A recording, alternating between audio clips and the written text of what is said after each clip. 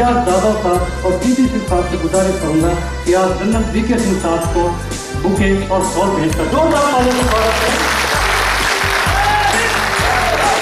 श्री भूपेंद्र गोयल जी, आप श्री गुरु पवन सिन्हा जी का बुके और शॉल भेजकर स्वागत करें। इनके साथ संदेश मित्तल जी आप भी आए। श्रीमती सुधा कंकारिया जी का स्वागत करने के लिए आए।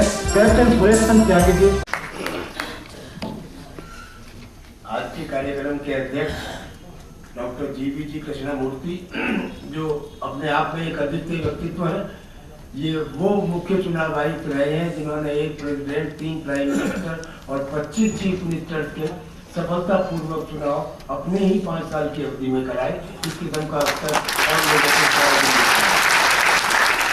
श्री ML गुप्ता जी, जो हरियाणा के रतन रहे हैं, हरियाणा रतन कहते हैं उन्हें, हमारी सैनिक संस्था के वो संरक्षक हैं।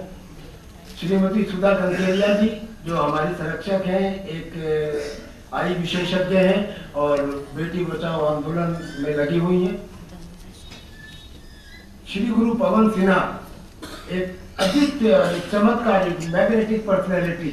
आप इन्हें रोज टीवी के ऊपर देखते होंगे, लेकिन ये हिंदुस्तान में आध्यात्मिक चिंतन के एक प्रेरणा स्रोत बन नहीं रहे हैं, बन चुके हैं। और हमारे आज के कार्यक्रम के मुख्य अतिथि जनरल वीके सिंह, माननीय जनरल वीके सिंह, केंद्रीय मंत्री जनरल वीके सिंह, एक वो प्रतीक जिसे हम कह सकते हैं कि ये अनुशासन का प्रतीक है, ईमानदारी का प्रतीक है, प्रशिक्षण का प्रतीक है, कर्तव्य निष्ठा का प्रतीक है, योजना के प्रतीक है, अनुभव के प्रतीक है। हम तो समझते हैं कि ये सरकार के भी प्रतीक हैं और हमारे भी प्रतीक हैं। हम सबसे ज्यादा अच्छे आप सब लोग। ईमानदारी की बात यह है कि आप सब देशभक्त हैं। आजकल रिक्शा वाले के पास भी 2 मिनट का टाइम नहीं है, और आप जिस किस्म की शख्सियत रखते हैं और हिंदुस्तान के जिन मुख्तलिफ हिस्सों से आप आए हैं और जिनके अंदर ऐसे ऐसे लोग शामिल हैं, यहाँ पे अशोक चक्र प्राप्त मेजर मोहित शर्मा के पिताजी श्री RP शर्मा जी बैठे हैं। एक दफा खड़े हो जाए और हम अनुरोध करेंगे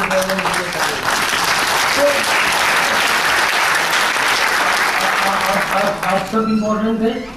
लेकिन मैं कुछ लोगों का तारुफ अपने चीफ गेस्ट से और अपने अध्यक्ष महोदय से कराना चाहूंगा। Air commodore Surendra Singh from Jamnagar, Gujarat.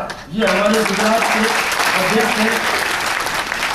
Squadron leader BL Dhiman, जो हिमाचल प्रदेश के हमारे प्रदेश अध्यक्ष हैं। अनुरोध करेंगे कि हर एक के गौरव सेनानी हरीश पटेलिया, जो हमारे उत्तराखंड के संयोजक हैं। सैनिक संस्था के इस 10वीं अधिवेशन में मंच पर उपस्थित आदरणीय सम्माननीय त्यागी साहब, मंच पे उपस्थित सभी महानुभाव और मेरे सामने उपस्थित सभी महानुभाव, मेरी सभी बहना और भाइयों, मुझे बहुत खुशी होती है कि हम सभी भारत माँ के सुपुत्रियाँ और सुपुत्र हैं। इस देश के लिए हमारे दिल में प्यार है, प्रेम है, मोहब्बत है, और इसको सामने रखते हुए हम सभी लोग कार्य कर रहे हैं। मैं राष्ट्रीय सैनिक संस्था के हर एक सदस्य के दिल में जो देशभक्ति की भावना है, इस भावना को मैं प्रणाम करती हूँ, सलाम करती हूँ और बहुत बहुत मेरी शुभकामनाएं देती हूँ।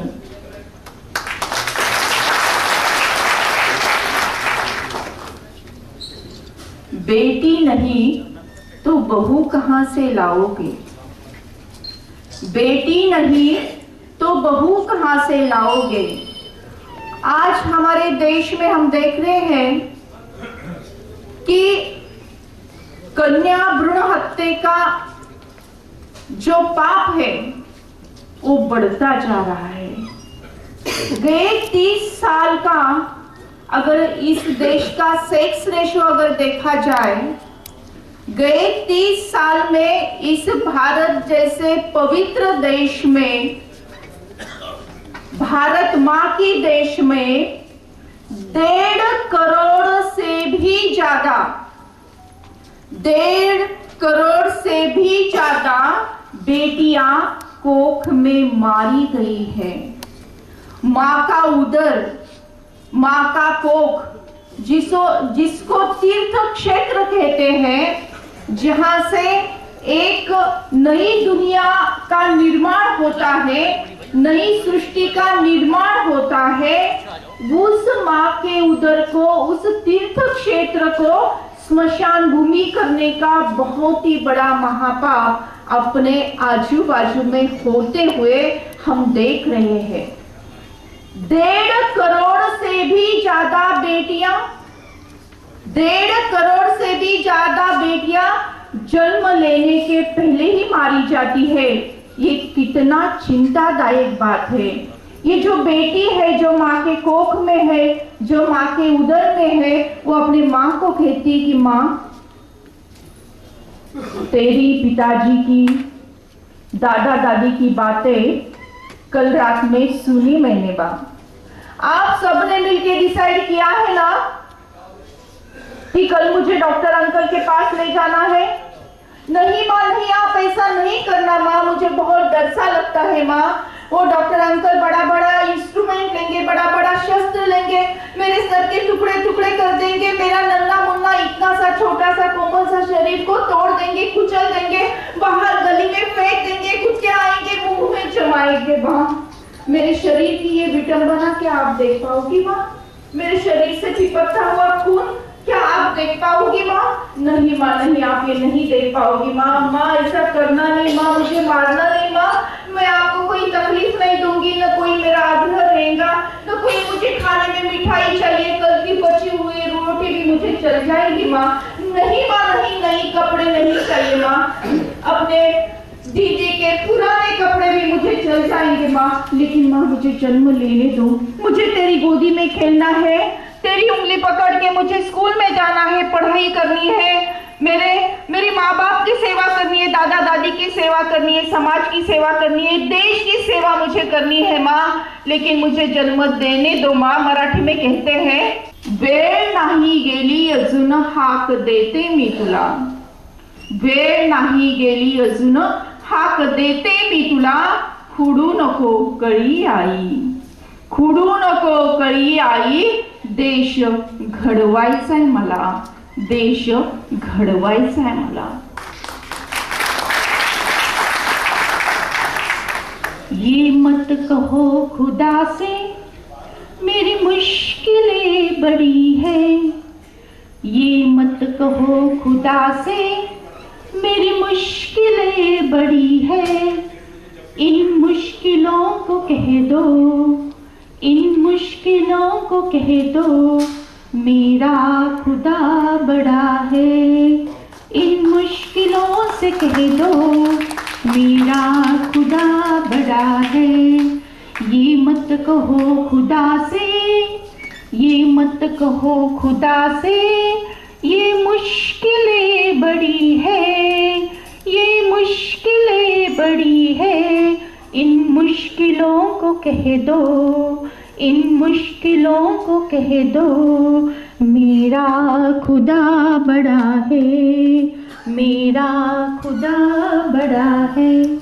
मुश्किलें बहुत बड़ी है, लेकिन मुश्किलों से डर के हमें चलना नहीं है। तो हमारे खुद के दिलों में एक खुदा बसा हुआ है। वो खुदा है वो पॉजिटिव थॉट, वो खुदा है पॉजिटिव एक्शन, और ये राष्ट्रीय सैनिक संस्था इसके लिए जुड़ गई है, वो बहुत ही अच्छी बात है। बेटी नहीं तो बहू कहाँ से लाओगे? ये किताब का 7वां संस्करण अभी प्रकाशित होने जा रहा है। मैं सबको, सभी महानुभावों को विनती करती हूँ कि कृपया इस किताब का विमोचन करें।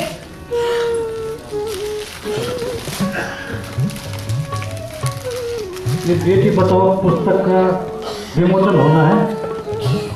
सभी अतिथिगण अपने हाथ में किताबें ले लें।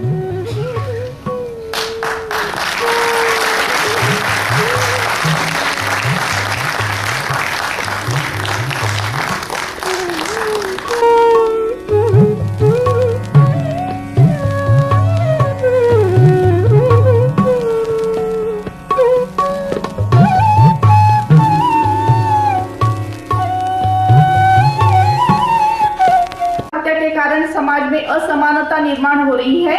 आज स्त्री की सुरक्षितता का बड़ा प्रश्न खड़ा हो गया है।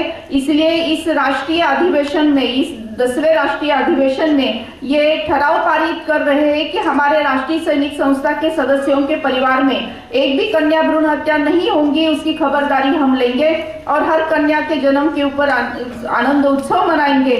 और आदरणीय कर्नल त्यागी साहब ने इसके ऊपर सिग्नेचर की हुई है। इसके सूचक राजेंद्र जी बगाजी साहब है और जादव साहब इसके अनुमोदक है। बहुत बहुत धन्यवाद। Thank you very much. मैं विजयपाल इंजीनियर IIT रुड़की से हूँ और सुपरिटेंडेंट से रिटायर्ड हूँ और मैं जो हूँ एक देशभक्त बाप का लड़का और देशभक्त नाना का देवता हूँ।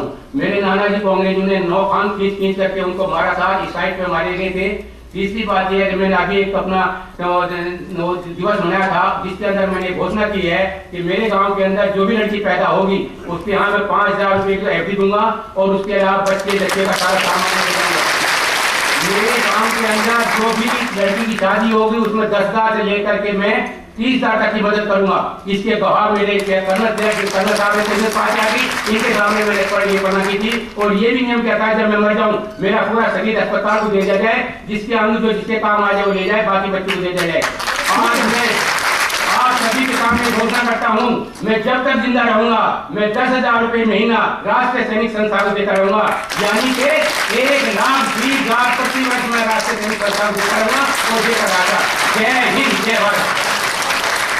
सवाल है, ये भी संप्रभुता को बचाए रखने के लिए बहुत जरूरी है, क्योंकि विश्व में इसको लेकर हमारा बड़ा मजाक उड़ाया जा रहा है।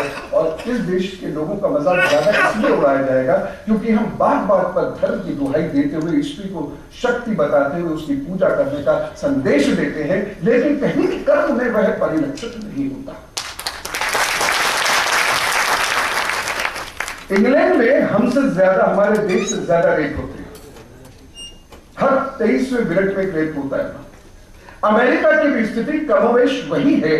जिस तरीके से human right violation of women Hindustan में होता है उससे कम अमेरिका में भी नहीं है। वहां भी डोमेस्टिक वायलेंस बहुत ज्यादा है।